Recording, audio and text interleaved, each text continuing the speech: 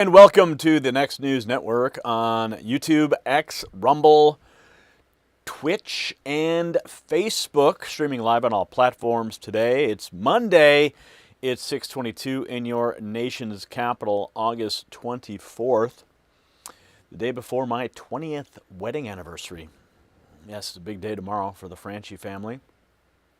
But it's also a big day in Washington because we've got a lot of news we're going to cover. We're going to get to your White House rundown. Lots of tension between Canada and the United States. We're going to get to that. We also are going to give you a recap of some of the events over the weekend from the race, the Formula One race that was in Washington in the swamp. We're also going to cover some of the Fauci pardon. Yeah, that looks like it's finally going to get challenged. Also, midterm news on the fake poll scandal continues to develop. Also, Eric Swalwell back in the news. We'll bring you the latest on that. Also, Iran. We have more news on that. And we'll have more details as well on the Canadian tariffs.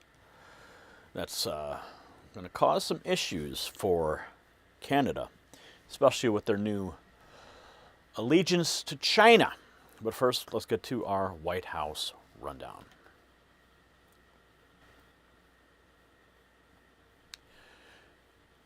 Gary Franchi here, Chief White House Correspondent for the Next News Network, bringing you everything that came out of the White House over the past 24 hours, streaming with our partners at Trump Daily Post.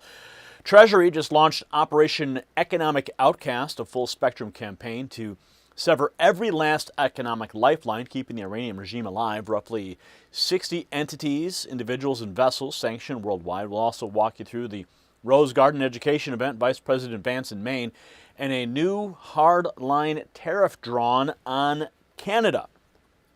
Starting overnight, the White House Office of Communications released the press rotation for August 24th through the 30th. NBC and GB News on TV today, the Washington Post, and Real Clear Politics on print, NPR radio on radio, Town Hall on new media.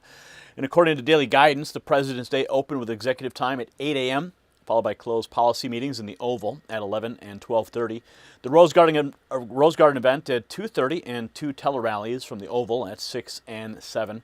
One for the Oklahoma gubernatorial candidate, one for the South Carolina Senate. From today's pool report, Vice President JD Vance boarded Air Force 2 at Joint Base Andrews, 9:45 a.m., waved off the press and headed for Brewer, Maine, with SBA Administrator Kelly Loeffler along for the trip. Wheels down at Bangor International, 11:06, motorcade rolling out at 11:17, and back in Washington, the White House called a lid until 12:15. At Computech headquarters in Brewer, about 200 people packed a warehouse under a banner reading "Defend Our Future." Loeffler introduced him at 11:54, the vice president taking the stage a few minutes later. He spoke 31 minutes and then took questions. He backed Paul LePage for Maine's 2nd District, ripped opponent Matt Dunlap over fraud in the state, and went straight at Canada, calling it a backdoor for Chinese goods. That's right. Telling Prime Minister Mark Carney to stop exploiting the trade relationship with America. And that's not diplomatic language, that's a warning. And he boarded Air Force 2 at 12:59. Back at the White House, the pool gathered at the Palm Room doors at 2:18. Taylor Swift playing off the patio. Inside, the crowd was roughly half school children. Education Secretary Linda McMahon, House Education Chairman Tim Walberg, and Arkansas Governor Sarah Huckabee Sanders were there. Students from St. Xavier Catholic Academy led the pledge. President Trump entered at 2:37. And he promoted the tax credits for scholarship granting nonprofits and homeschooling from the Working Families Package. Praised outgoing Press Secretary Caroline Leavitt, announced that Chinese President Xi Jinping arrives in 2 weeks, and signed a bill putting whole milk back in schools.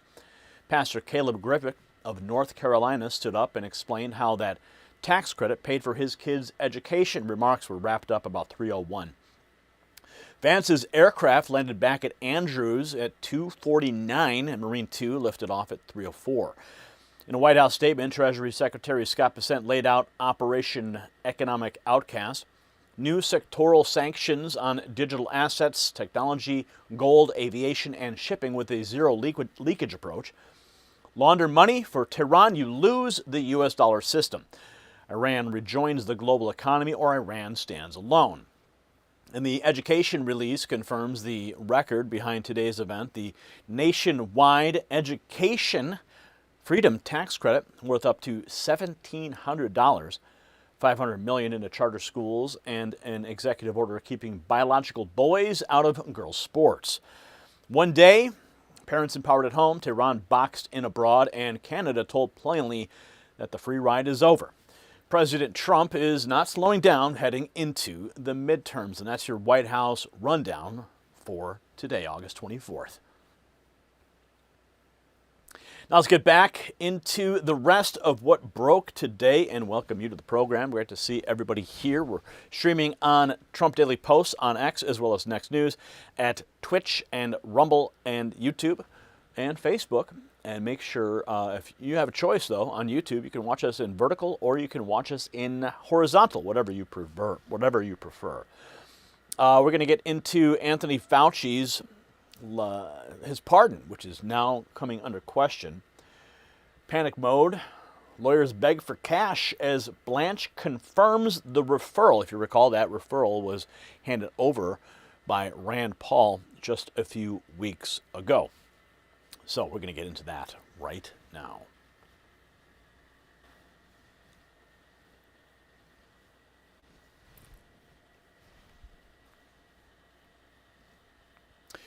Anthony Fauci's lawyers are passing the hat for a legal defense fund. A defense fund. That's not what innocent men do, folks. And the Attorney General, Todd Blanche, just said the quiet part out loud. We got a referral. Now listen to what Blanche says his department has already charged people with destroying. You see, we've been investigating these circumstances of what that man led at his department for over a year. That's Todd Blanche, over a year. Now Fauci's lawyers are passing a collection plate. Now I stopped on that because take a look at what Blanche says next. His department is already charging people with destroying documents. You can't investigate what somebody shredded, and that's the whole game. Now stay with me because Congressman Brandon Gill says that the private email accounts were the point, and he wants a judge to look at that auto pen pardon. You see, Fauci's lawyers are raising money for what's coming. Every American should be thinking the same way about their own money right now. Because we got the midterm elections coming up, control of Congress on the line, and markets hate uncertainty. Uncertainty breeds volatility. Between now and November could be the most volatile stretch for stock market and the economy we've seen in years. But here's the good news. Noble Gold Investments has spent over a decade helping everyday Americans protect their wealth with precious metals. Physical gold and silver you can hold to hedge the volatility. It's simple, it's easy, it's safe. Go to nextnewsgold.com or call Noble Gold at 877-646-5347 for America's 250th. Just mention my name and get a 10-ounce silver bar when you open a new qualified account. Now back to Fauci's defense fund. We're talking about private emails, not government accounts, private ones. Brandon Gill says that Fauci's team used them so Americans would never see the risks of COVID remedies that they were pushing. And that's not sloppiness, that's a plan. And Gill isn't stopping at the emails. Watch what he says about that auto pen. Let's get into it now. Dr. Fauci's lawyers, Eric Doherty, writes that they have launched a legal defense fund because they're panicking over major federal and state level investigation. They know he's cooked. Attorney General Todd Blanche on the case. Here's the remarks. A legal defense fund now. Where does this stand with you and your department? What do you guys plan to do? Because a lot of people are concerned that I was on to Fauci really early, like Bobby Kennedy early. But let's talk about what we know so far. I mean, what people have uncovered just in the last month, they want not just for it to be uncovered, but they want someone to have consequences for that. Totally, and I think what I can say about that is that we've been investigating the circumstances that what that man led at his department for over a year. We've charged a couple of people with allegedly destroying documents, and that's exactly the problem. Is we want to know what happened. We can't know what happened without the documents, and so we're going to continue to investigate. The information that the Senate's uncovered over the past several months is extraordinarily troubling.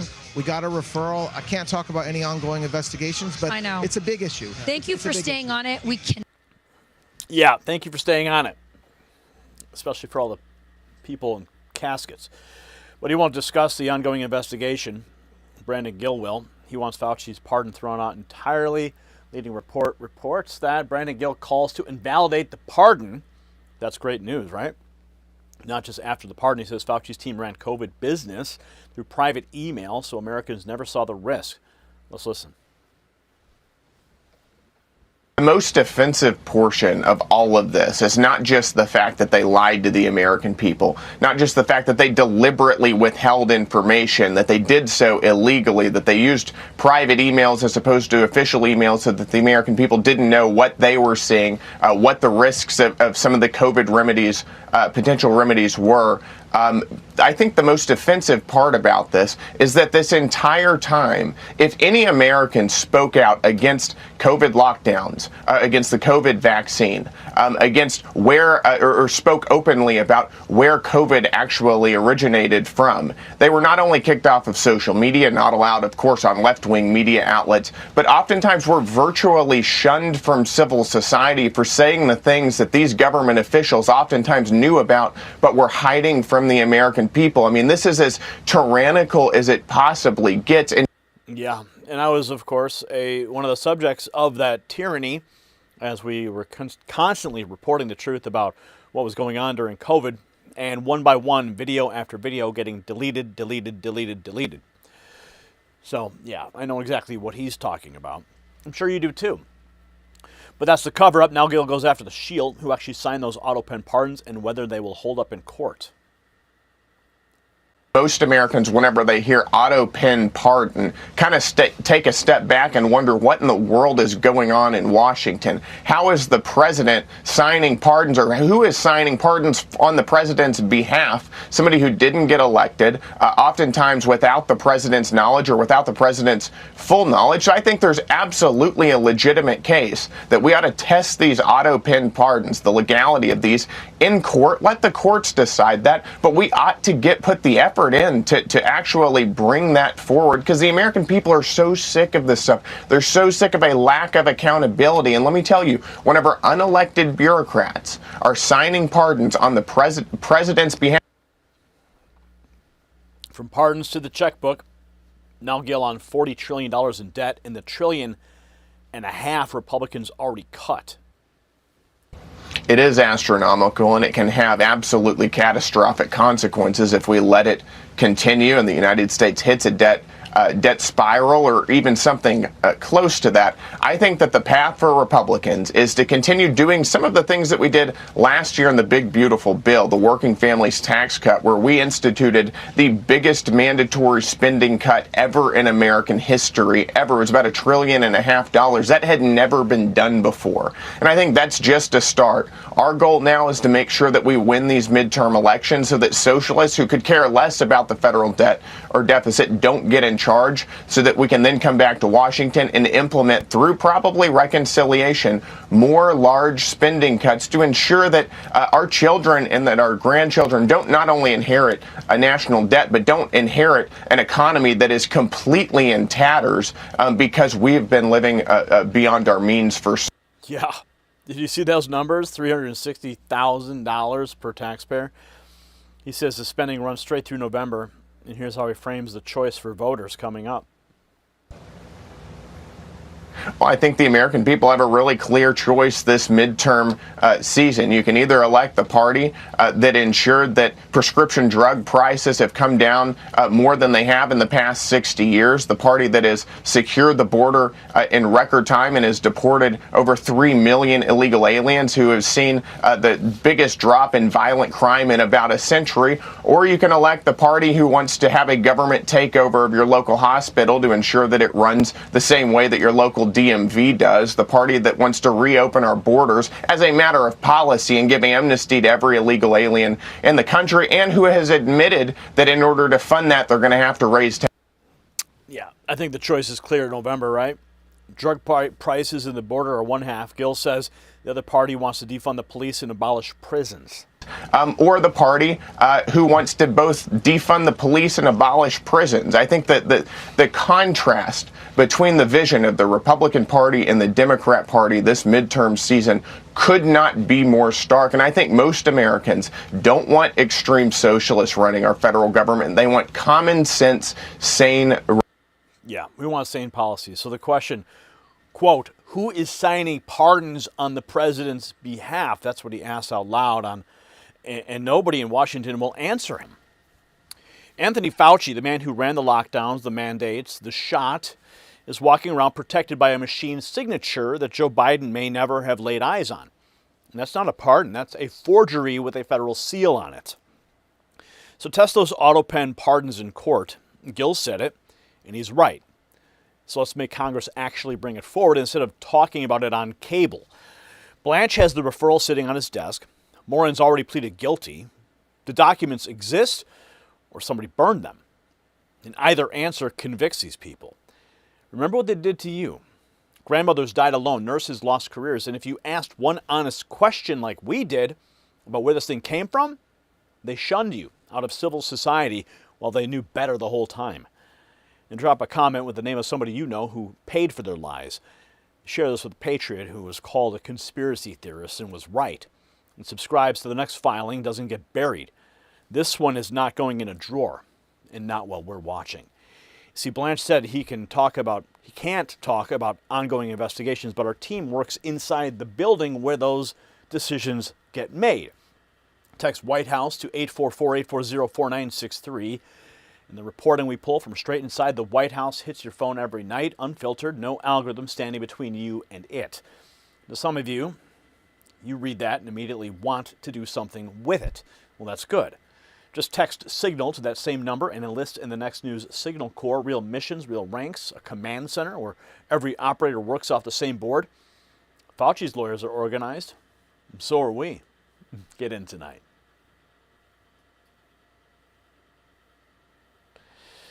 Oh, Dr. Fauci. Dr. Fauci. We want vaccines. Remember that guy? We want the ouchie because we want to not have a disease. Oh my goodness. The stuff that happened during COVID, we'll never forget it, man. I will personally never forget it. I know you guys won't either. They're going to try and sweep this under the rug. That's what they want, but no. Okay, moving into what happened over the weekend. We're going to take a look at the beast and some of the action that took place with that Formula One race in Washington, D.C. So let's get into that, my friends.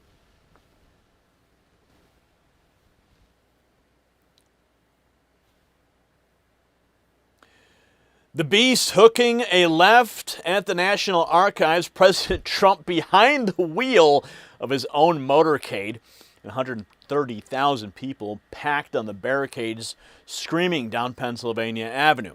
An IndyCar street race through Washington. 7 months from the pitch in the Oval Office to the green flag. And I'll tell you who walked in and made that pitch. Doug Boles, who is the president of IndyCar, said the hardest part wasn't the asphalt. No. It was getting all the agencies on the same page. And that right there is Washington in one sentence. Committees, studies, 9 years, and a memo. President Trump gave Roger Penske a yes in the Oval Office, and the cars were braking from 180 down to past 40, the Capitol Dome, in 7 months. So stay with me because I'm going to roll you Speaker Mike Johnson's exact words on making this permanent, and Doug Burgum telling you what actual D.C. residents said to his face. Now this item, it never makes the network Chiron. Open enrollment season is approaching, and the planned comparison window is where the money moves. This developing story, Patriots, millions of seniors are overpaying for Medicare because big insurance profits off your confusion. The mailers, the robocalls, the fine print, all of it engineered to keep you locked in place. Now the part they cut for time. Chapter is a newsroom for your Medicare. Independent Medicare advisors, the only advisors comparing every plan nationwide. Chapter reviews your doctor's prescriptions and reports back the truth. If you're already on the best plan, Chapter will confirm if you're on the best plan, on the record. And if you're not, they'll help you switch plans. One call, under 20 minutes, and it costs you absolutely nothing. The number's on your screen, 910-728-4109. That's 910-728-4109. They built a street race in 7 months. All you got to do is make one call. So Space Force ran comms on the Pace car delivery. We got the video from the White House, absolutely epic, actually from the Department of War. Operation Freedom 250 is a go. You can see here some of the footage. Now, we told you back in March what that branch could do, while Democrats laughed at it. Now watch the post, because the Speaker of the House put a number on this crowd. Let's get into it. President Trump and First Lady have begun the lap of honor in the Beast. He's driving straight down Pennsylvania Avenue. Is coming down, and you have 25 teams today battling for the title. And you might think, oh, only Alex Palou, who's the favorite. He's won 6 times already this year. He's the odds-on favorite. He won pole here. You think if you are starting 25th, you have no chance. But last week in Canada, Will Power, who started the race in 25th place, he took podium. He finished 3rd. So now you see the Beast going down Pennsylvania Avenue. They're going to be hooking a left around the National Archives. They're on 3rd Street and coming down, and some of these turns, I think perhaps even the president will be able to field in the Beast, are going to be tight. And again, this is a procession with the Beast. Fox News catches the moment the Beast rolls to a stop, and President Trump and Melania step out and greet the racing officials. There's the President of the United States getting out of the Beast, the presidential limo, along with the First Lady, Melania, doing handshakes with some racing officials there. Just before the IndyCar race is set to begin. A huge undertaking to basically rework some of the inner city streets here in Washington.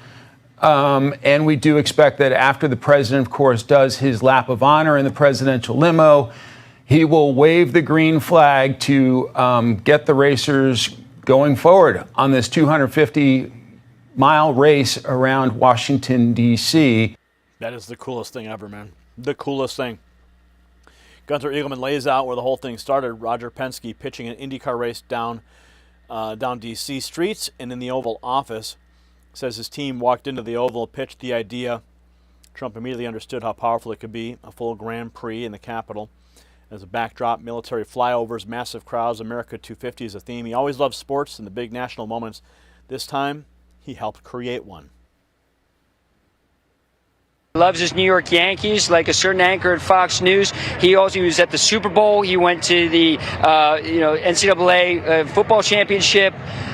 The president this time is manufacturing a sporting event. This was his vision. Maybe he didn't come up with the idea first, but when pitched on the idea, when Fox Sports, when Roger Penske and the Penske team, Penske Entertainment, came to the Oval Office and said this could be really cool, the president recognized immediately how successful this could be and how awesome this could be. What a way to end the summer here in the nation's capital. And there's no question, Mike, the weather's playing a big factor in this. It'd be a much different story, right, if it was pouring rain, flyovers canceled, I'm sitting here in rain gear, right, probably try to see if there's any more room next to you in the studio. Now, for the people out here, there's no other place they'd rather be. They want to see IndyCar racing. Nobody has seen cars drive. Speaker Mike Johnson puts the crowd at 130,000, says he wants this back every single year. Having a great time. There'll be 130,000 people out here, and they capped it for security. We could have had 1 million people here. I want to bring it back next year. I want to make it an annual event, so we'll see if we can. Is that a possibility? If we have any say in it, we'll be in the majority. I'll be pushing for that. All right. House Speaker Mike Johnson, thank you very much for joining. Nice action. Nice action. Interior Secretary Doug Burgum says D.C. residents are begging him for a repeat. Mike Johnson, the speaker, was just here, and he said that you guys might try to do this again next year. Do you have anything to announce? Well, nothing to announce yet, but let's just say this is the perfect time of year to do it. Congress is on recess from economic development for our capital city. Hotels, restaurants, the people of Washington, D.C., the greater capital region all love this idea. This is a really positive thing. And if you look at the smiles on the faces of the crowd, I haven't met anybody who said, please, everybody I've met is saying, please do this again next year. Well, this is... Think about that, too. All the businesses that are booming, the hotels are filled up, the restaurants are filled up, people flying in. Just a huge economic engine for Washington, D.C. So the money's moving, so are the cars. The White House goes further. President Trump, the sports president, and the receipts are on the reel. Here is the White House man of the people, President Trump, the sports president. Let's take a look. I'm a huge sports fan. Please welcome Donald J. Trump. Gentlemen, start your engines. Ladies and gentlemen from the South Lawn. I'd love to have your job someday. The President of the United States on the field. The first sitting U.S. president to attend a Super Bowl game live. What an entrance by the President of the United States. There's a new spectator in the House, the President of the United States. Always attending when he can. As some might call this bread and circuses, I call this straight up American patriotism, my friends. IndyCar President Doug Boles on Fox and Friends explains what it took to build that track. 7 months in every agency in Washington. Sat with Doug Boles, the president of IndyCar. Doug, thanks for being here and bringing us the coolest race to the nation's capital. How hard was it? It was pretty difficult just to get all the agencies and all the different people that involved together to get them all on the same page. But once we all got communicating, that was good. Got over that hurdle, and then building this racetrack over the last 7 months has been pretty challenging, but pretty amazing. Looks beautiful. Pretty excited to be here. You know, Rachel went in a two-seater. I did. This course is fast. It's got tight turns. If a average human like myself tried to drive this, no way. Well, I think the place where we might be able to go fast, the problem we have is how late they brake and how hard they have to brake to get stopped and get around the corner. That's where the difference comes, is just really being able to commit and get that braking done really fast. So going from 180 to 40 miles an hour, like instantaneously, that's where we start losing out. They left me out of the two-seater, so I think that you owe me a ride where I get to drive the car. Good idea. That's not a good idea, but maybe we could look into it next year if we come back. We'll put him on a golf cart. Doug Boles, thank you very much. Next year if we come back, right? Let's hope they do. Back on the broadcast, a live look at the beast on the circuit. And Helio Castroneves has thoughts on how fast that limo can actually move. The Beast, you heard the president talking about his plans. He will be in a special location, of course, watching this race along with us after greeting the drivers. The motorcade. Elio, if you had to drive the Beast, I wonder with those, I guess those guys, I don't know how fast they have to go. In the movies, we see them like, tearing doing everything, right? Yeah. So I think it's a little bit heavy, in terms of how fast you want to go, but... Of course, the Beast is heavy. It's armored. Danica Patrick knows the Beast up close. She's ridden with Secret Service detail. She explains why they don't soup it up. That they're armored and they have all this. Well, I've ridden things. with Secret Service detail from. I'm friends with a few people in D.C. and I was asking the drivers about Secret Service about their experience, if they get special training, if the car is souped up, is it extra fast, and essentially the car is really just heavier and safer. But when they try and add horsepower and do those things to it, it kind of makes other things fail. But as drivers, really, their protection as Secret Service is that the car is bulletproof and hard to beat. In Brazil, believe it or not, because of the safety down there, most of the people have bulletproof cars. I mean, it's sad. Do you have a bulletproof car? I have a bulletproof car, yes. Wow, you have that many enemies, huh? Kidding. They're going about what? I don't know, 50 miles per hour here. Slow. They're going to take about 7 laps. We saw the history of President. The Department of War delivered the Freedom 250 pace car. Space Force, Marines, Navy, Coast Guard. This is the entire operation. It's about 3 minutes, and it's worth every single second.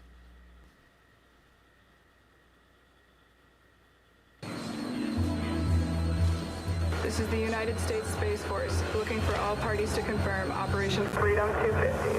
Roger, Space Force Marines in place, standing by. Oh, my bad.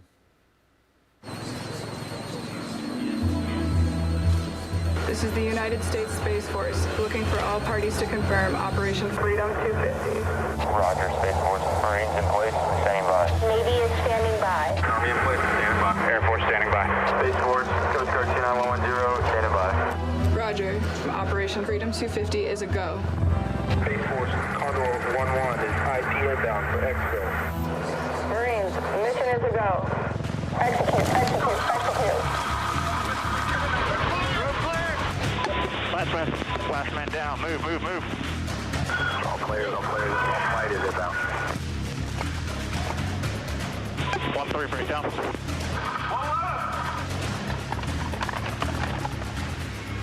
Target secure. Space Force, this is Hitman. Jackpot. Jump in there! Jump in there! Jump in there! Condor 1-1, this is Space Force. Update mission status. This is Condor 1-1. We are egressing for delivery to the United States Navy. Roger, Condor 1-1. Prepare for delivery. All right, boys. Doing circles. 119.85. Flight Roger that, contact Andrews Tower, 18-4. Okay, yep, Roger. Bow! Done politicking! All players, all flights inbound. Proceed to the drop zone. Process. Trying to take you through the progress. 30 seconds. Dragon Slayer, this is Space Force. Confirm you are inbound. Space Force, Slayer 1-1, wheels up, LZ Blaster, 7 Eagles. 3, 2, 1, go.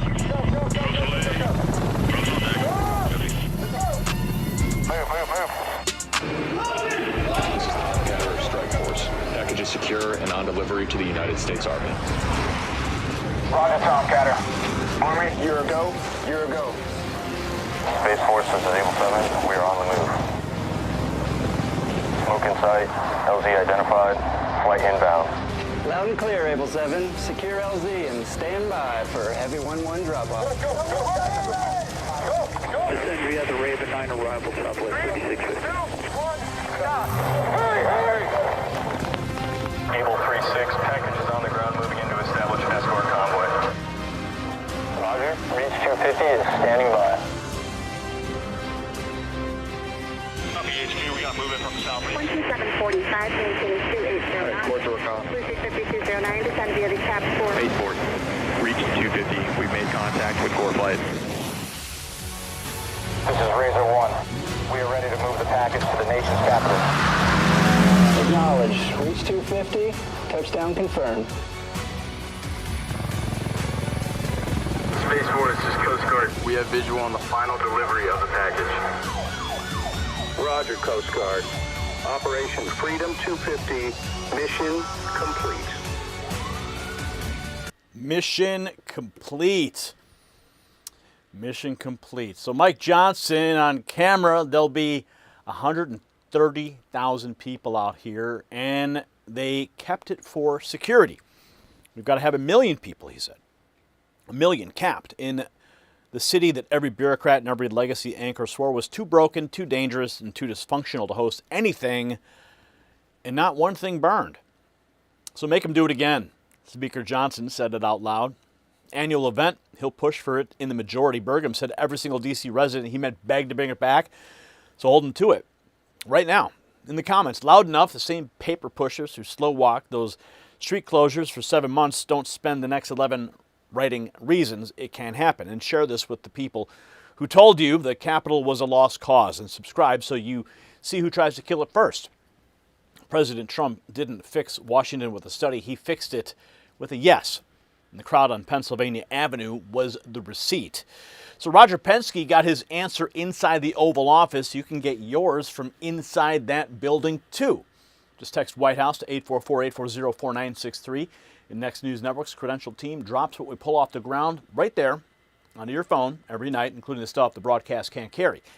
Now, if watching the win isn't enough and you want a job in this fight, text Signal to that same number and enlist in the Next News Signal Corps. Real assignments, real ranks, a command center built for patriots who move. Yes, the green flag is out, so let's go. All right. That was our recap of the big race this weekend. Now we're going to go into the fake polling scandal.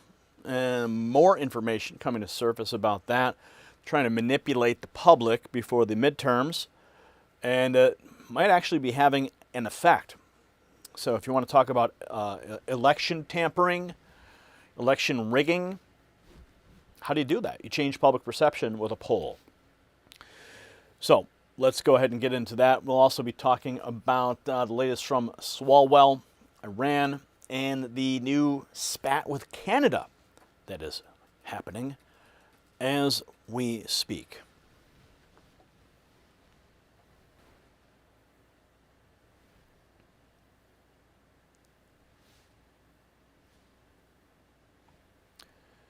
Peter Doocy just told Mike Johnson 3 polls were entirely fake. LA mayor, Wisconsin governor primary, and Nevada governor. Fabricated races. And watch Johnson's face because he didn't blink. He doesn't defend the industry, he torches it. And the name's exactly what the Democrats are. We're talking about 73 days. 73 days until the midterms. And the numbers you're being fed are manufactured. They're not skewed, they're invented.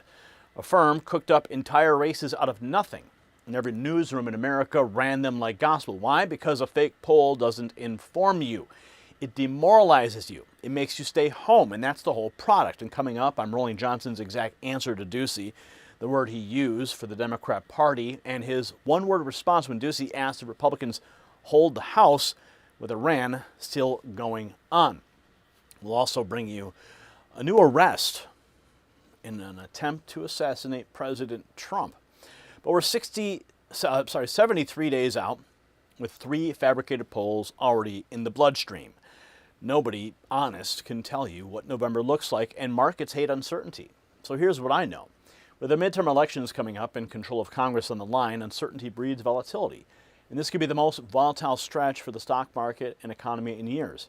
The good news is you can hedge the volatility with physical gold and silver. Noble Gold Investments has spent over a decade helping everyday Americans protect their wealth with precious metals. It's simple, easy, and safe. Go to nextnewsgold.com or call Noble Gold at 877-646-5347. And for America's 250th, just mention my name. We'll send you a 10-ounce silver bar when you open a new qualified account. Don't let Election Day arrive without a plan.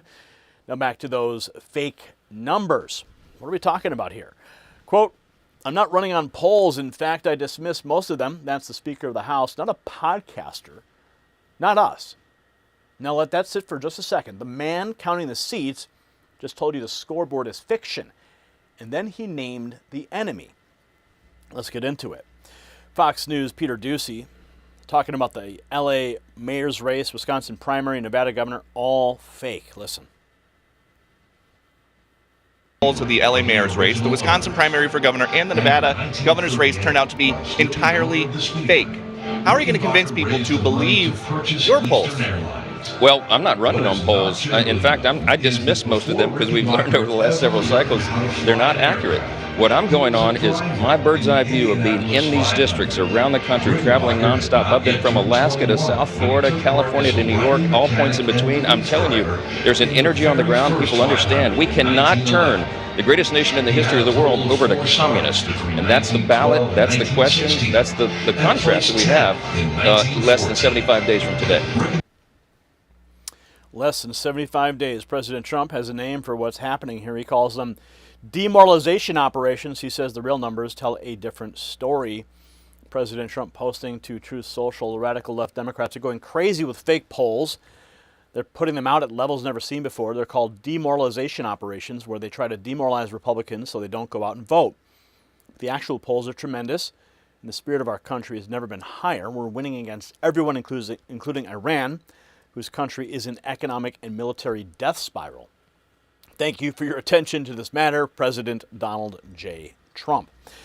Now, Doocy wasn't done with the speaker. Next question, can Republicans hold the House with the Iran war still going on in November?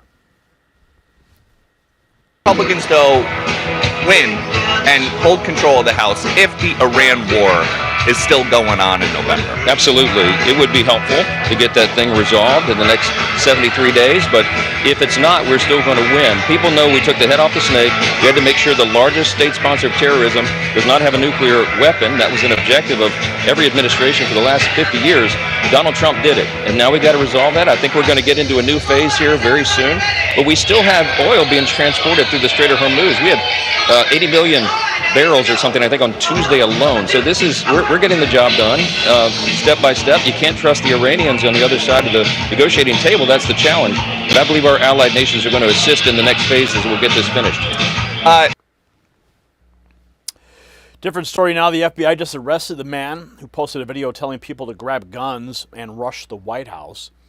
Yes, FAFO moment. He has been arrested by the FBI barely 1 day after getting exposed for plotting to assassinate President Trump and Secret Service. Lives of TikTok breaking it. And we have the horrifying video. And this is, of course, is for context. For all the YouTube minders out there, we're not advocating any of this. This is a news program where we have to present the context for the viewers to understand exactly what has happened and the with respect to this FBI arrest. Fucking retarded. Y'all are all pussies. Y'all are all stupid. It is as simple as we all grab guns. We all group together. And we all rush the White House and actually kill Trump and all of Secret Service. We aren't doing this pussy shit before where we just storm it. No, we are killing.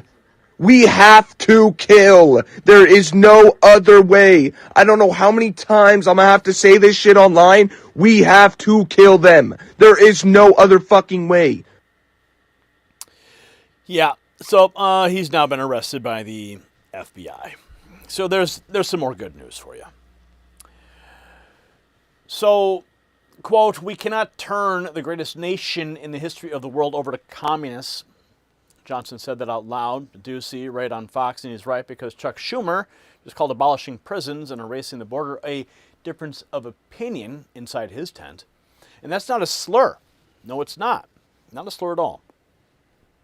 That is where we are 73 days out. So median strategies, fake 2 elections, shut the doors, and nobody got named. So stop treating any number of stranger emails to a newsroom as reality. They lied in 2016, they lied in 2020, they lied in 2024. Now we have proof that they'll invent races that never happened. Johnson said he feels the energy from Alaska to South Florida. Patriots, you are that energy. So don't you dare let a fabricated spreadsheet talk you out of your own ballot, and share this report with a guy in your life who says his vote doesn't matter. And drop a comment and tell me the last poll you actually believed. Make sure you're subscribed, because they can fake a number, but they cannot fake a turnout line around the block. And speaking of getting the real numbers first, Johnson trusts what he sees in the districts over what a pollster emails him. And that's exactly how we work too. Text White House to 844-840-4963. Next News Network holds White House credentials, and what our people pull straight out of that building lands on your phone at night. No algorithm standing in the middle deciding what you're allowed to see. And of course, reading it is round 1. Round 2 is texting Signal to that same number, enlisting in the Next News Signal Corps, taking real assignments, earning real rank, and reporting to a command center built for the next 73 days. Get in tonight.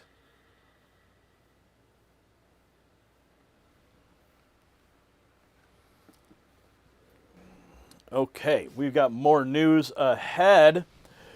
Okay, so we're going to give you the update on Eric Swalwell. Some news that you guys need to be made aware of. As you know, the White House just released through the FBI declassified documents. We went through them last week.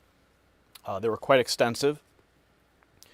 But now we're learning that the FBI has raided him, and we have the details from that.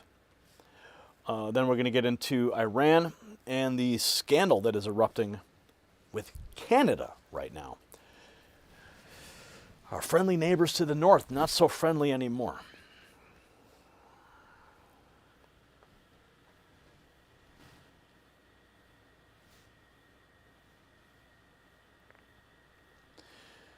Federal agents took Eric Swalwell's phones and laptop at San Francisco International Airport on Saturday, then hit his Washington, D.C. home on Sunday and took more. He was not detained. He wasn't arrested, walked right out of that airport. In that same weekend, declassified memos landed with a name on them, and we've been tracking it since April. That name is Fang Fang. 5 straight years the man sat on the House Permanent Select Committee on Intelligence, calling President Trump a Russian asset, while the FBI held evidence that he took illegal donations from a suspected Chinese spy. Nancy Pelosi kept him on that committee. Adam Schiff vouched for him.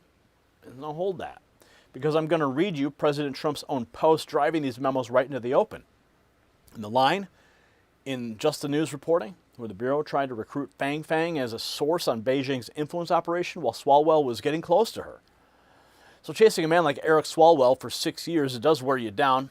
And I've learned the hard way that being tired is not a character flaw, it's actually cellular. Your mitochondria are the batteries that power everything, and when they run down, energy and healing go with that.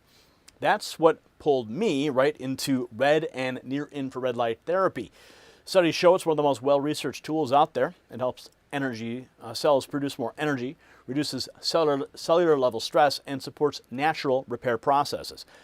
Health journalist Jonathan Otto walked me through the science, and I went all in with Red Life, that's his company. 9 clinically studied wavelengths, dual chip technology, twice the power of standard devices, built to actually work. They're built like tanks. I have a couple devices thanks to Jonathan. Go to myredlight.com/NNN. Use NNN Rep 25 for individual items, NNN Rep 30 for bundles. That's 30% off bundles, 25% off individual devices. Stock is limited. Link in the description. Now let's get back to Swalwell. Quote, the FBI is not commenting. That's the line in the Fox report. Swalwell's attorney, no response either. 2 women went public with sexual misconduct allegations against him. Agents grabbed his devices in the airport, and nobody on his side will say a word. Now watch Pastor Darrell Scott react to it in this report. President Trump dropping FBI evidence.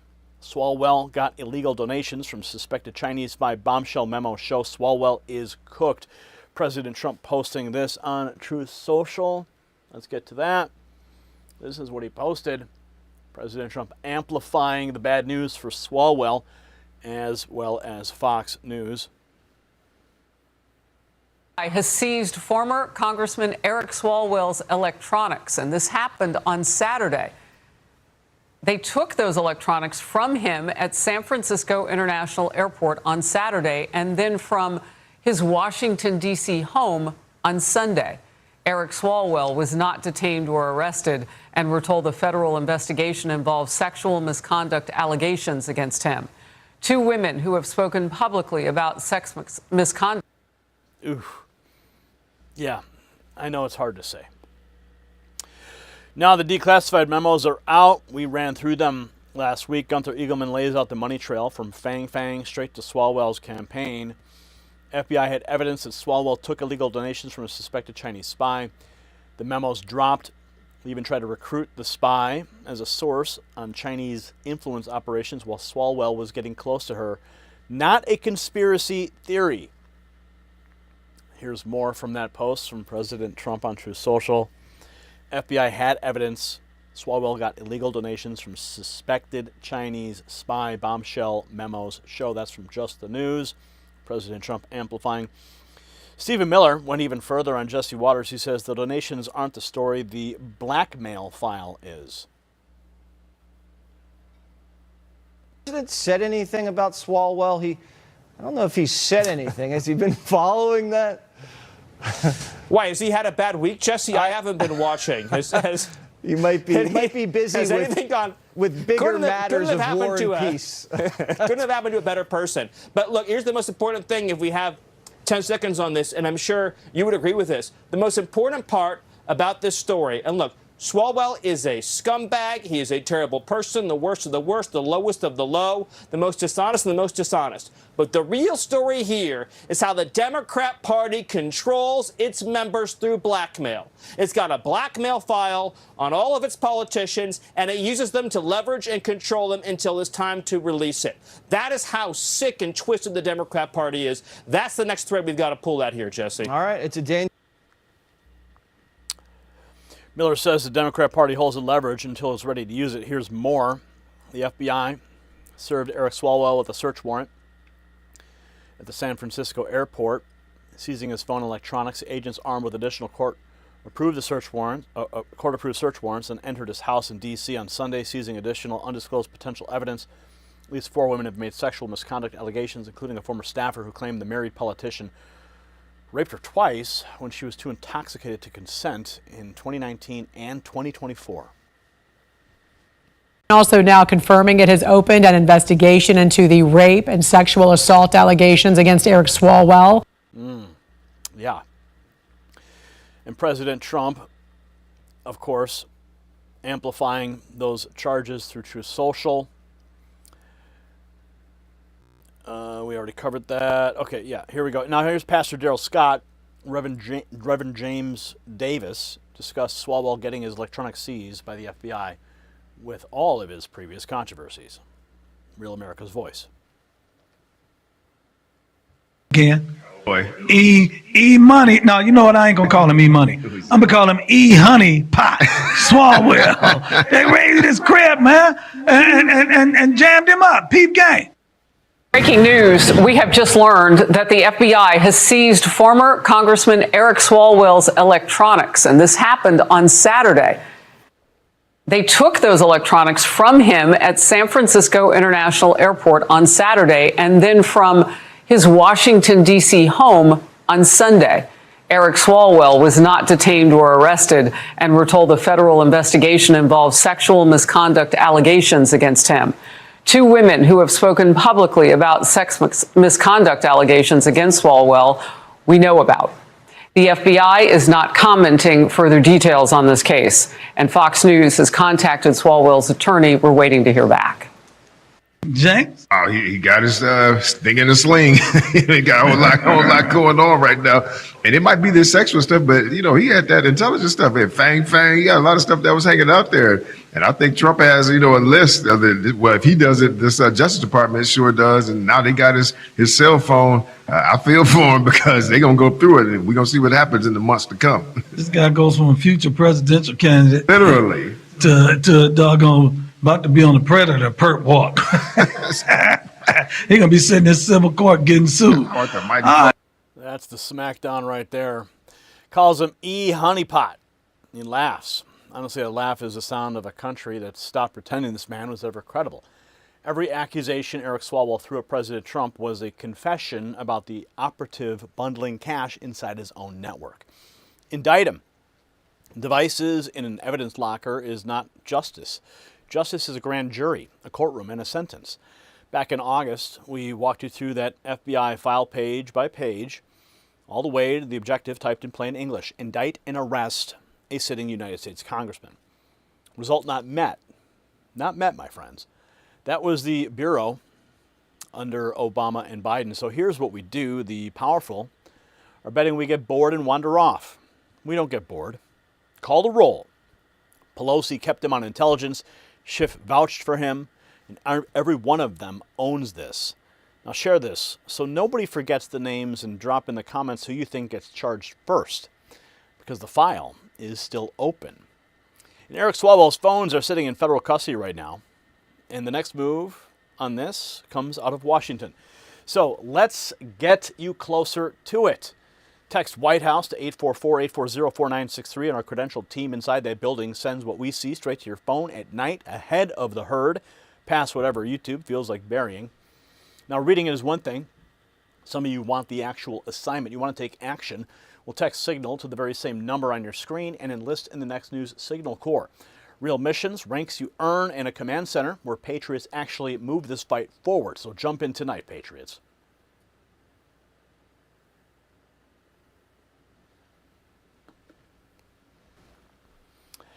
Okay. I saw someone said, Gary, you look great. Thank you. I've been watching my food, going to the gym, and I'm losing weight, and it's something that, man, when we got demonetized, I was like right before we got demonetized, I was at like the lowest weight I'd ever been, and then just it all came back. It was just a nightmare period of my life. But now I'm back on track, and you guys hold me accountable too. Thank you. All right, we're moving into our next topic. Iran's speaker admits collapse as rial hits 2 million. Let's get into it.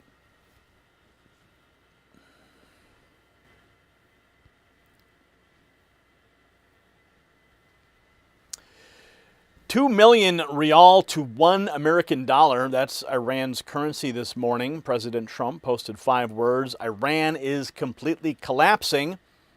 And he was just reading the ticker. Now watch Tehran's own parliament himself say it.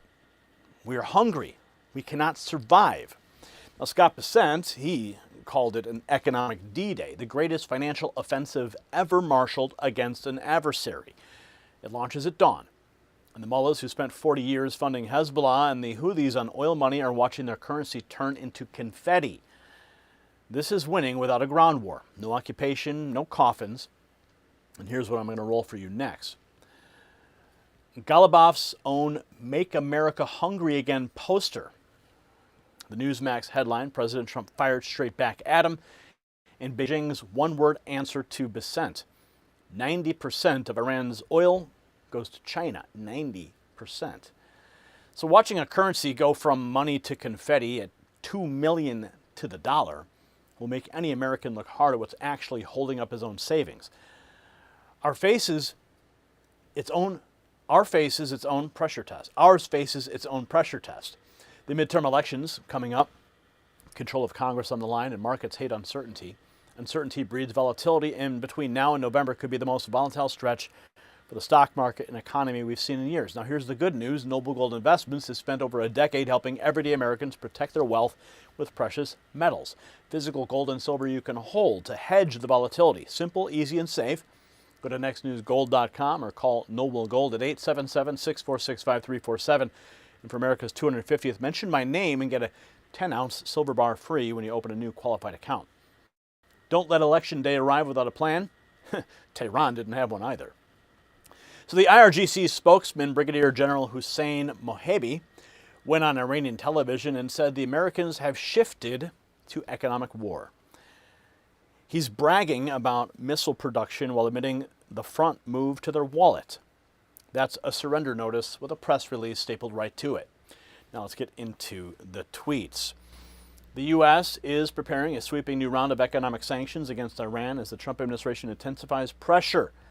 Treasury Secretary Bessent calls the effort economic D-Day.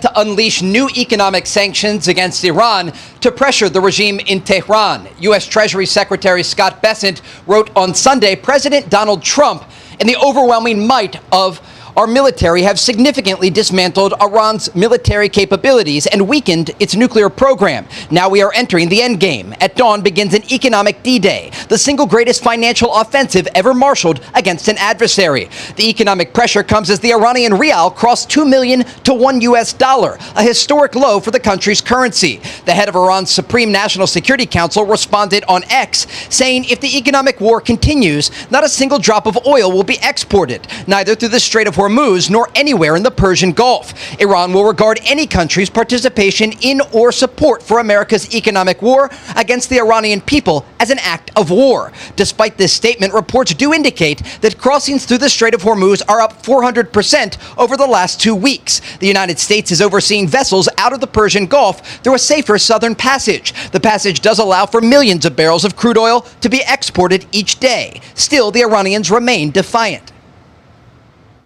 تکراریه. The fact that the United States has once again moved from military threats, saying that it will strike and so on, to reviving its old plans shows that they are truly desperate and have no solution when it comes to the great Iranian nation.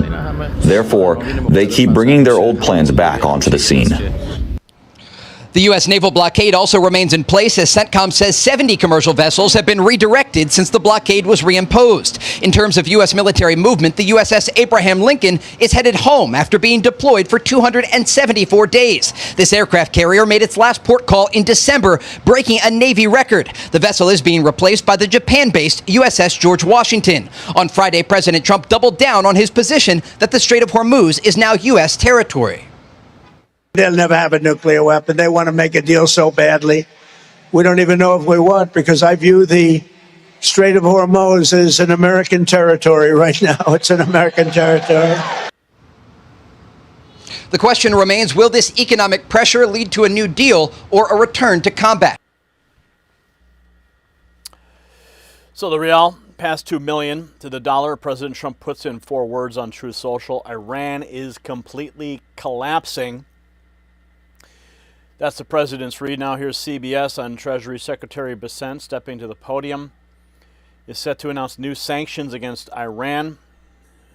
And then we have this. Beijing up to 90% of Iran's oil, and Bessent wants their help. China's answer in short was no. China doesn't sound too happy about Trump's economic D-Day. The U.S. is expected to announce sanctions today, and countries still doing business with Iran will get hit too. That's obviously including China, who buys up 90% of Iran's oil exports. Bessent is promising the toughest sanctions in history and wants Beijing to help pressure Iran. China's response, basically no. Beijing says it will protect its own interests and warned that piling on more sanctions isn't going to fix anything. So the pressure lands on Tehran anyway. Real America's Voice gives us a peek inside the room for that announcement that happened today.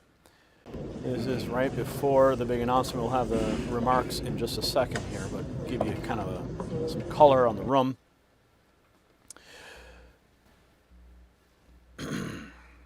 Now here's the moment. Bessent names it Operation Economic Outcast, direct from the Treasury Department. Today, at President Trump's direction, the United States Treasury has begun Operation Economic Outcast, an unprecedented campaign against the Islamic Republic of Iran and its enablers. In the Second World War, D-Day marked the historic beginning of a campaign with our allies to target and drive the enemy from its positions, including those in third countries. Today, in that same spirit, we are launching an economic onslaught against Iran's financial connections around the globe.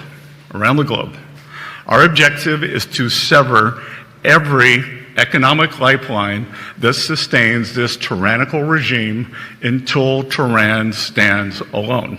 Wow. He lays out the choice for Tehran next, and there are only 2 doors. Iran now faces a very clear choice with only 2 paths before them: complete global isolation and a subsistence economy, or a path back to normalcy with an opportunity to rejoin the global economy. Today, we are launching Operation Economic Outcast to foreclose every other option available to the Iranian regime. Treasury has mapped every node, every facilitator, and every network that Iran has used to smuggle oil and evade sanctions. Beginning today, the actions of Treasury and other agencies will tighten the noose and block every potential source of revenue that funds the IRGC and the evil Iranian regime. We are enforcing a zero-leakage approach. There will be no minimal breathing space for the regime to rebuild its capacity to inflict terror against America and the world.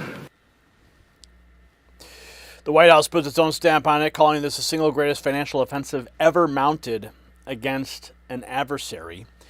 Operation Economic Outcast unleashed, an unprecedented campaign to sever every remaining economic lifeline sustaining Iran. America's entering the endgame with the single greatest financial offensive ever mounted against an adversary. Operation Economic Outcast, announced by the White House as well. A reporter asked a question everybody wanted asked: do Chinese banks get hit too? Most powerful tools you have at your disposal is the ability to impose secondary sanctions on banks and financial institutions that facilitate transactions for Iran. Chinese banks have often been talked about being targeted, but we don't see any of those institutions targeted here. Is that something that is coming in this campaign, or is the very delicate trade truce with China something that could prohibit you from going that far and taking that very big step? We want to make clear here today that no one is above the reach of U.S. sanctions. That if they facilitate transactions and are part of the ecosystem that turns Iranian oil into money, into repression, they will be targeted. We find that the best way to engage with countries is through quiet diplomacy, and we are level setting with every country to tell them our expectations. We know who they are, they know who they are, so when the hammer of U.S. Treasury actions falls upon them, they will have no one to blame but themselves. Wow.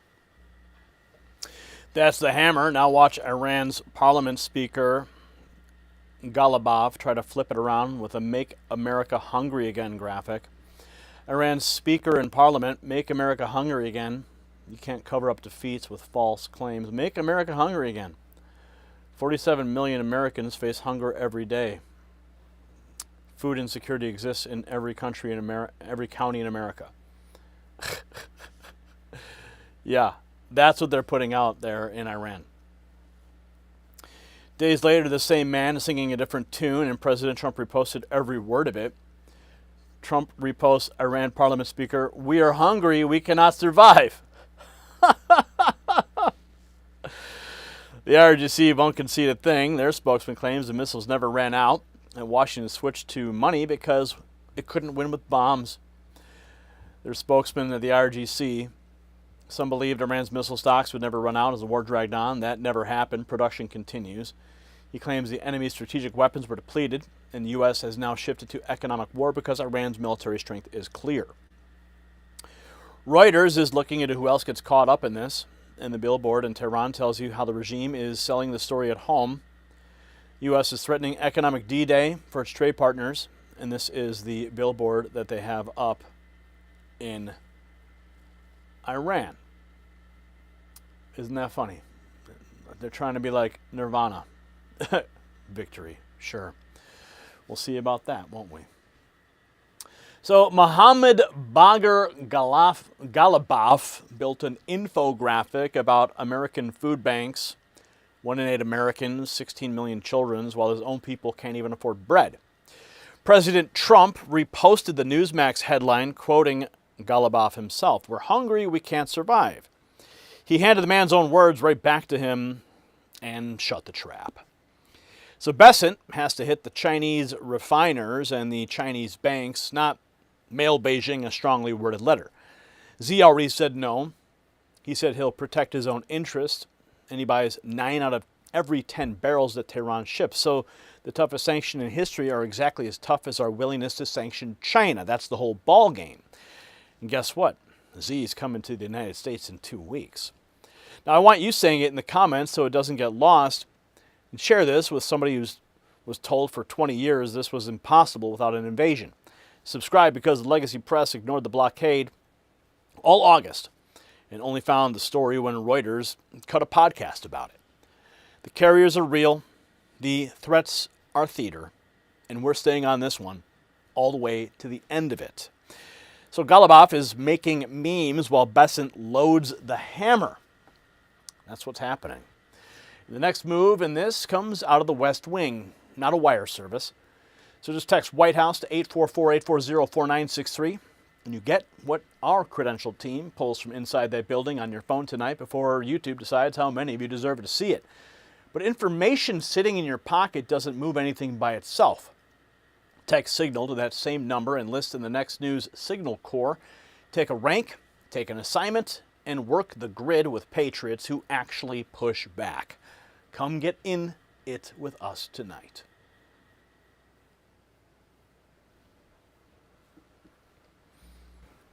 All right. So that's the latest out of Iran, and now we're going to be moving to Vice President JD Vance's actions. Brian, I think you've got all of these scheduled to drop tonight. Those last 3 can drop tomorrow. Yeah, that's fine. I mean, yeah, I think we'll just have them drop tomorrow, Brian. It's probably the best thing to do. Okay. All right, where are we going from here? Oh, yes, the drama in Canada.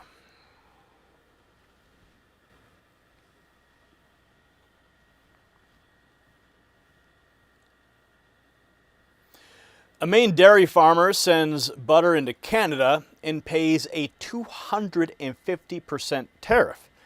Canadian butter comes into Maine at 0. Vice President JD Vance said that number out loud, and then Mark Carney walked into the last round of talks and blew the entire deal up. Now listen to how Carney explained at the podium. 0% going north to south. 250% going the other way. It's not a trade disagreement. That's a shakedown, and Ottawa ran it for decades because nobody in Washington ever said the word no. Vance said it. Now watch what happens. I'm going to roll you the Vance clip where he calls Canada and China the 2 worst countries in the world on trade, and then I'm going to play you Mark Carney at the podium admitting on camera in his own words that the momentum reversed and he could not accept what America offered. So you have a Maine dairy farmer eating 250% while Canadian butter walks free. That's how fast the ground shifts under people who never saw it coming. And your savings are no different. We got midterm elections coming up with control of Congress on the line, and markets hate uncertainty. Uncertainty breeds volatility, so this could be the most volatile stretch for the stock market and our economy in years. But here's the good news. Noble Gold Investments has spent over a decade helping everyday Americans protect their wealth with precious metals. Physical gold and silver hedge the volatility. And Noble Gold makes it simple, easy, and safe. Go to nextnewsgold.com or call Noble Gold at 877-646-5347. For America's 250th, mention my name and get a 10-ounce silver bar for free when you open a new qualified account. Don't let Election Day arrive without a plan. Now let's get back to Ottawa. So Canada treats Chinese goods better than it treats goods from people of Maine. Vance called it insanity. His word, not mine. So think about that. Beijing gets the friendly rate, Maine gets the wall. President Trump says that Carney wants Canada to be a drop-off port for Chinese products. So let's go through these next posts, shall we? Vice President JD Vance, we have to remember Canada is a state. Oops, sorry, Freudian slip. That was an accident, he says today. Canada is a state. Sorry, Freudian slip. That was actually an accident. Canada is a country that has underinvested in its military that quite literally would get invaded by a foreign country were it not for the umbrella of protection provided by the United States of America. And that's a true fact right there. The 51st state, though, Freudian slip, I don't know. Mark Carney takes the podium, says Canada walked away, couldn't accept what the U.S. offered, and wouldn't give what we asked. The goal of our trade negotiations with the United States has always been to get the best deal for Canadians, never a deal at any price or in any time frame. The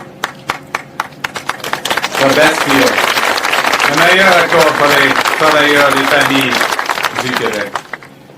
Well, we made progress, and we did make some progress in recent weeks. In the end, that momentum reversed. and we could not accept what the U.S. had offered, nor could we give what they asked.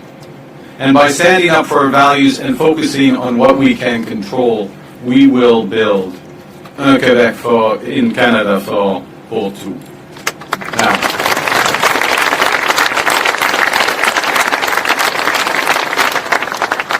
that's not to say there won't be challenges in the road ahead, but we're ready to meet them because we have all we need right here.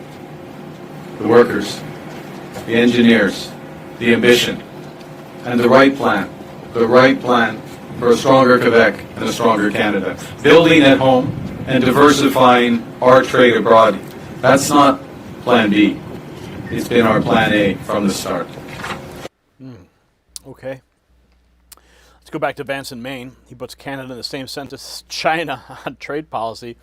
Says he expects it from Beijing, but not from Ottawa.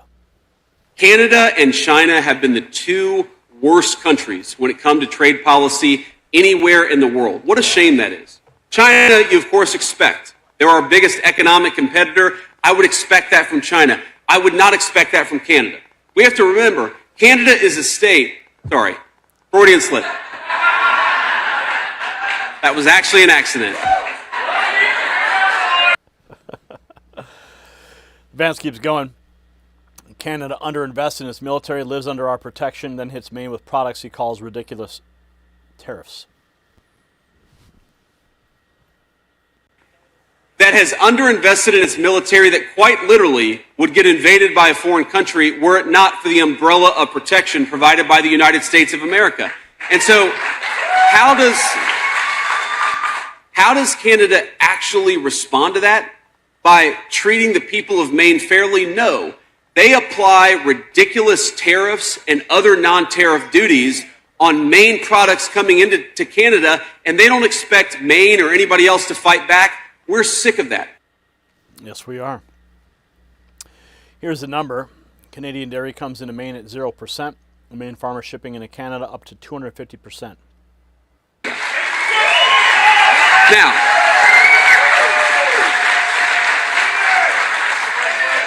and let me just give you a very, very simple and concrete example. If you buy dairy, cheese, butter, milk that comes from Canada into Maine, you probably are buying a product that has 0% tariffs on it. Okay? And by the way, if Canada applied 0%, that would be one thing. But you know, if a Maine farmer sends dairy products into Canada, they could be paying as much as a 250% tariff.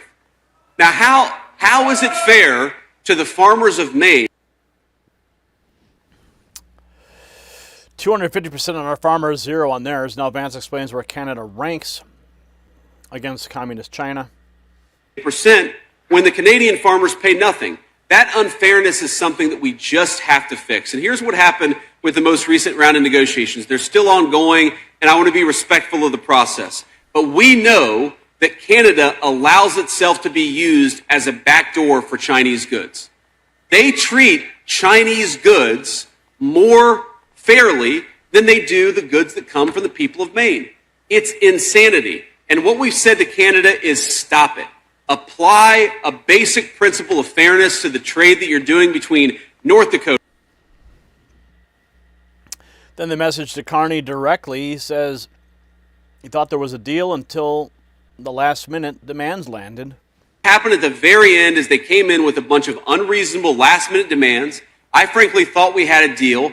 I think that we should have a deal, but I think that we need to send a message loud and clear to the Prime Minister of Canada. Stop taking advantage of the people of Maine. Stop taking advantage of America. It's over. We expect fairness. Carney's answered all of it. 20 trade and security deals across 5 continents and a UAE deal done in 47 days. Now, diversifying trade is also fundamental to building a stronger, a more independent, and a more resilient country. Over the last year alone, Canada has signed more than 20 trade and security deals across 5 continents. We completed our most recent trade deal with the United Arab Emirates in a record 47 days. Carney's not finished. Tariff-free access to 1.5 billion consumers, doubling that through the ASEAN and India and EU talks starting this fall. Canadian businesses now enjoy tariff-free access to 1.5 billion consumers. Over the next 6 months, we will double that number through new trade deals with ASEAN and India. This fall, we will begin intense discussions with the European Union, the world's second largest economy, to build a much stronger and deeper economic and security partnership. Jim Paff says that's the real story here. Trump halted all negotiations over Canada becoming a drop-off port for Chinese goods, and Paff argues Canada already picked a side. The only way China could have a military option against the U.S. is to have allies on the North American continent. Canada, under Mark Carney, has just signaled they're willing to make that alliance, and apparently they already have. On Truth Social, if Governor Carney thinks that he's going to make Canada a drop-off port for China to send goods and products into the United States, he is sorely mistaken. And it's not going to work out well for Canada. They were foolish to do it. And so I said, we're going to stop all negotiations with Canada right now until they straighten out their act. And we have all the cards. We have every single one. We don't want to do anything bad, but they have, economically, we have such power over Canada. Well, folks, this is it. Canada just picked a side. And to no one's surprise, it wasn't the people's. It wasn't Canadians, and it definitely wasn't Albertans. It was communist China. Trump is saying it out loud at this point. China will eat Canada alive, devour its businesses, undermine its economy, and use Canada as a tool against the United States, to Canada's detriment, by the way. And whether you like Trump or not, this part is objectively true. China does not do friendship deals. China does leverage. China does control. China does dependency. And Ottawa is walking straight into it. But maybe that's the plan. Maybe that is Mark Carney's plan. Beijing, Canada's greatest security threat. That was during the election. Despite this, within a year, he signed a memorandum of understanding with Communist China as it relates to security matters. I have been asking for that memorandum of understanding for over 5 months. The minister, the prime minister have refused to disclose it. When will they produce the memorandum of understanding that was signed with Communist China? I cannot speak to the specifics of what is in the MOU based on obviously an agreement with our partner, in that particular case Chinese law enforcement, that we would not disclose anything in the agreement without their permission. China will eat Canada. Wow. Wow. Do you hear that? Unbelievable.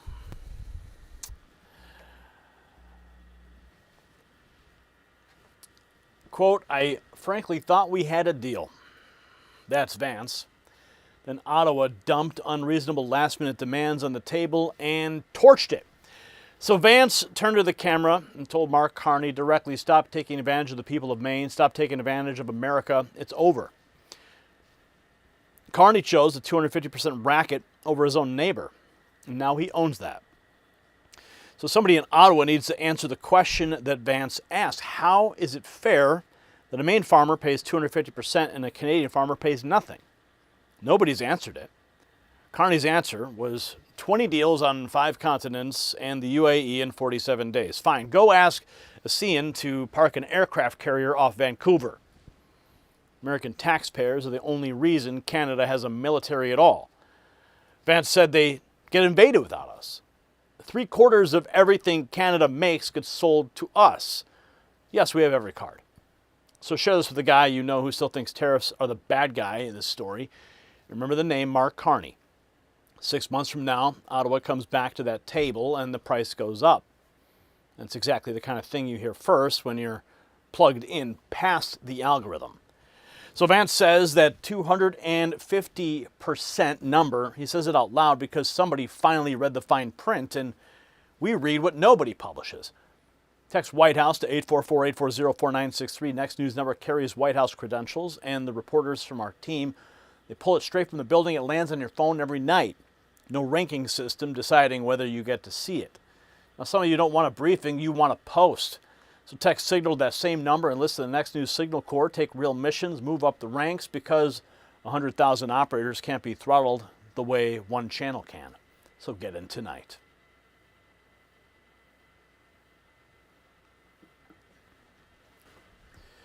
All right, folks, that is a wrap for Between the Headlines tonight on the Next News Network. We've got some new format videos. Next News Ninjas have been dropped on the channel this morning. If you haven't seen them, check them out. You'll find them on the video page on our YouTube channel. Special thanks to Todd over at Trump Daily Posts for helping us organize those and for being our streaming partner here on X as well as on YouTube, where we're also streaming in vertical and horizontal, streaming at Next News on X as well, Rumble and Twitch and Facebook. So, love you guys. Thank you for joining us. Now, tomorrow is my 20th wedding anniversary. So, as you may imagine, there might not be a show tomorrow night. So, 20 years. Amazing. Well, you know what that means, guys. I love you. Maybe we'll be here tomorrow. Maybe we won't. But if either way, we'll be here on Wednesday. I love you guys. Have a good night.